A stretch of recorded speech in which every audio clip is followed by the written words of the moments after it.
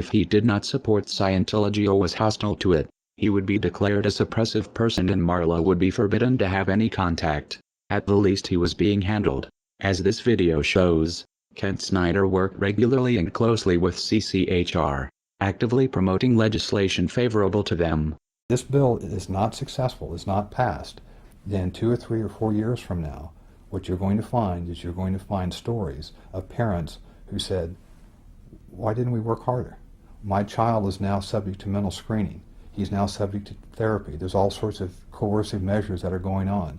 So the time is now. Parents need to understand that, and we're going to do everything we can to fight against it.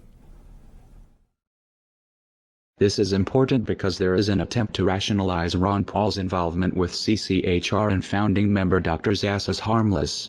On the Ron Paul forums, when a supporter points out the Scientology connection, another member tries to spin Zass as a great libertarian who is not a Scientologist nor is sympathetic to Scientology. This is bullshit. CCHR is a branch of Scientology and SZAZS co-founded it. The Church of Scientology would never allow someone they did not control to have that much influence. The CCHR website was registered by Scientologist Amber Smayataki. Most of the board are Scientologists. Zass denies being a Scientologist. A representative writes, sharing this battle does not mean that Dr. Zass supports the unrelated principles and causes of any religious or non-religious organization. This can be true working with most organizations, but as we have shown, Scientology does not work this way. You are either for Scientology or you are against it. Whether SZAZS himself believes in Xenu is irrelevant. What is relevant is Scientology considers Zass non-hostile and therefore successfully handled. Kent Snyder may have something in common with Lisa McPherson. His involvement with the cult might have killed him. Like Zass, Scientology believes in an extreme version of personal responsibility. That disease is a result of body thetans and it is the Scientologists' fault for not trying hard enough to clear them. If they did, goes the theory, they would be free of disease. Zass doesn't push body thetans, but he does promote a dangerous distorted idea of mental illness that has the same potential effect, discouraging people from getting help because according to him any problems they have are imaginary. The CCHR was created in 1969. Founded by the Church of Scientology and by famous renegade psychiatrist Dr. Thomas Zass.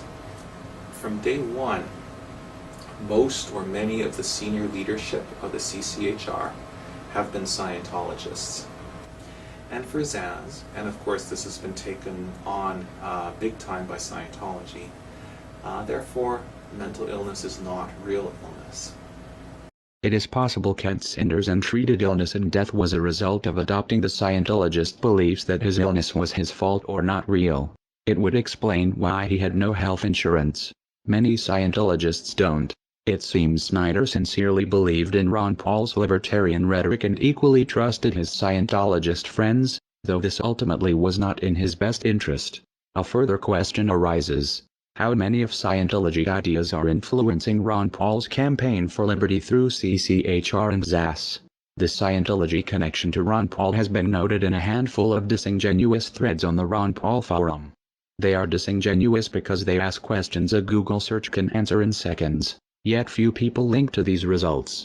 The threads are phishing members to see how much Paul supporters know about the connection, and when someone appears knowledgeable, the information is spun. In one of these threads, Scientologists in Clearwater are praised for organizing one of Ron Paul's events in 2007. The writer clearly doesn't understand the significance of saying Scientologists and former Scientologists are involved. It's possible he is confused or misinformed. It's also possible Scientologists are lying about no longer being in the church. It would be a glaring anomaly that, everywhere else former Scientologists are considered SPs to be shunned by current members, except for those working on the Ron Paul campaign.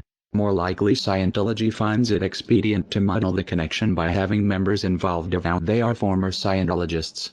Since most Paul supporters don't know the first thing about Scientology or how to check the information, Ron Paul's campaign manager Kent Snyder had a close working relationship with the Scientology group CCHR from at least 2005.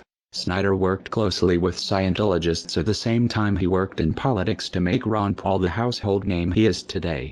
Snyder helped push legislation favorable to Scientology. To do this he made PR videos approved by CCHR.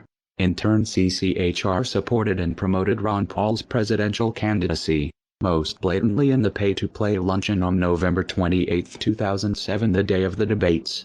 Campaign donation records from Clearwater, Florida show some members, Ron Paul personally met and talked with these people who collectively donated at least $19,000 that afternoon to his campaign. Ron Paul knew they were CCHR. It is implausible, working as closely with CCHR as he had, Paul did not know he was for all purposes working with Scientology. Another fact not as well known. In 2002 Ron Paul won the Thomas S. Zass Award as a tireless defender of individual freedom. That puts Ron Paul's personal association with Scientology back almost a decade.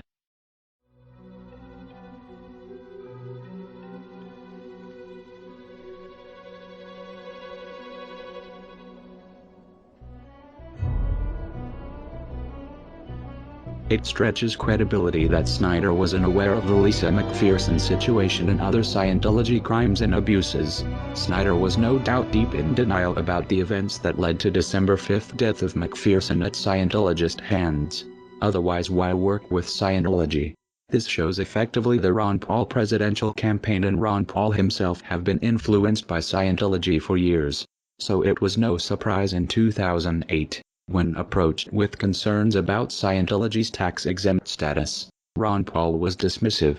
His statement, "I understand your concerns about Scientology," implies Ron Paul was aware of the problems of the so-called church and the fact independent observers consider it a criminal cult. In spite of this understanding, he had no problem speaking with them and taking their money.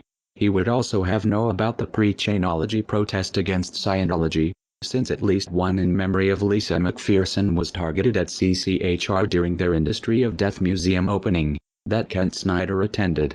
The question is, how much does Ron Paul owe to Scientology, and what does Scientology expect in return? The total amount of contributing dollars by Scientology to Campaign for Liberty may never be known. Whatever the amount, do not doubt Scientology expects a return on their investment in Ron Paul should he